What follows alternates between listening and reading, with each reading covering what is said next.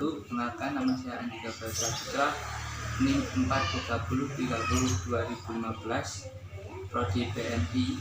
Sini saya akan mempresentasikan hasil dari tugas tauhid. Yang pertama yaitu awal mulanya perpecahan golongan dalam umat Islam itu yang disebabkan oleh politik.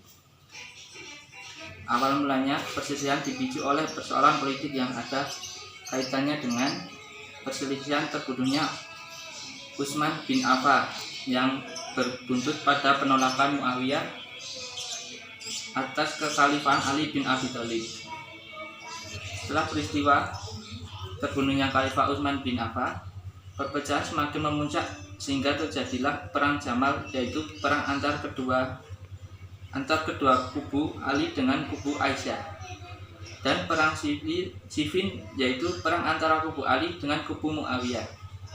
Persoalan ini telah menyimpulkan 3 aliran teologi dalam Islam, yaitu 1.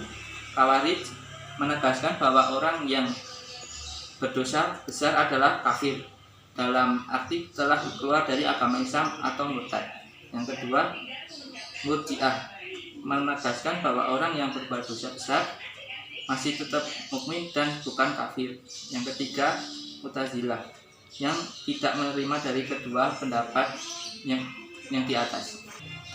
Sekarang lanjut ke materi yang kedua, yaitu tentang aliran Mu'tazilah dan aliran Asy'ariyah.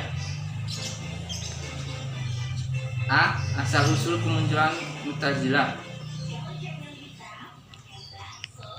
Kaum Mu'tazilah adalah golongan yang membawa persoalan-persoalan teologi yang telah mendalam dan bersifat filosofis. Secara harfiah, kata Mu'tazilah berasal dari kata itazal yang berarti berpisah atau memisahkan diri. Secara teknis, istilah Mu'tazilah menunjukkan pada 2 golongan.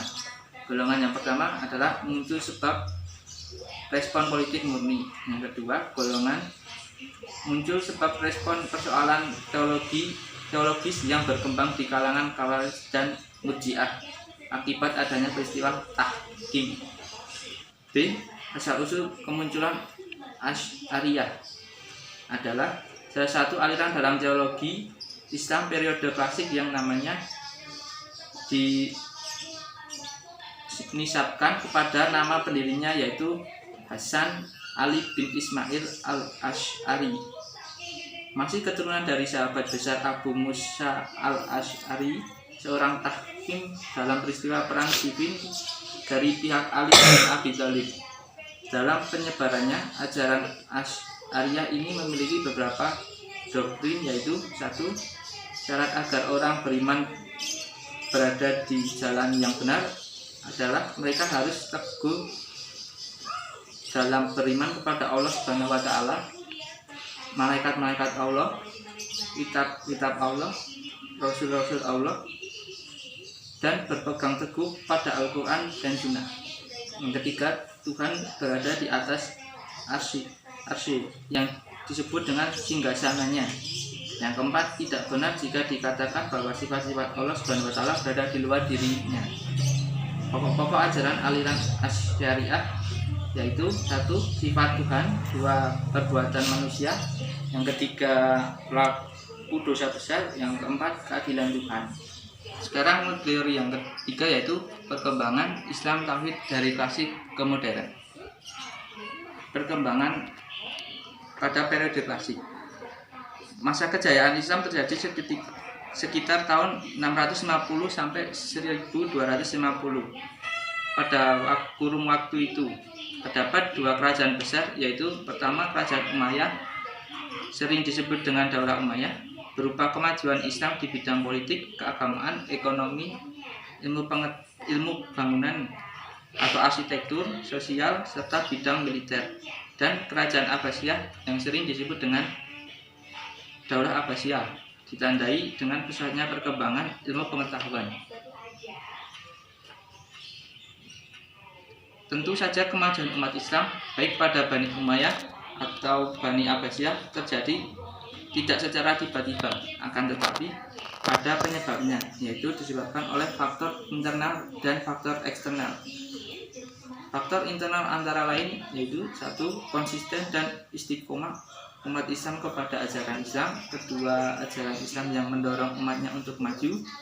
Yang ketiga, Islam sebagai rahmat seluruh alam. Keempat, Islam sebagai agama dakwah. Faktor eksternal, satu, terjadinya asimilasi antara bangsa Arab dan bangsa lain yang lebih dahulu mengalami perkembangan dalam ilmu pengetahuan. Yang kedua, gerakan terjemah. Yang kedua itu periode modern.